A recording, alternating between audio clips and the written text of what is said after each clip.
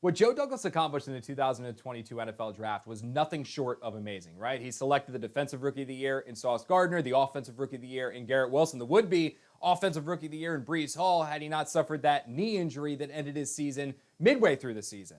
That type of return, finding those three players all in the same draft class, that's once in a lifetime. It's once in a generation. It really is that unique, so you can't expect the same the next year in 2023.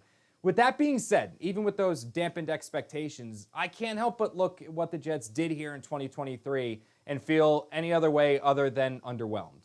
When the Jets went out there and traded for Aaron Rodgers, they kicked open their win-now window. This is a team with legitimate Super Bowl aspirations for this year, so I thought they'd approach the draft as such, right? I know the draft, it's all about 2 years, 3 years, 4 years down the road, but because the Jets have this win-now window of right now, I thought they'd look for pro-ready players that took them from this close to a Super Bowl right now to a little bit closer. Instead, look at their first three selections, right? McDonald, Tittman, Warren. McDonald, he's going to be a situational player this year, but he's not starting for a couple of the years. Same thing with Tittman. He's probably going to sit behind Connor McGovern. Same thing with Warren. He's going to be behind Dwayne Brown, Mekhi Becton, or Max Mitchell.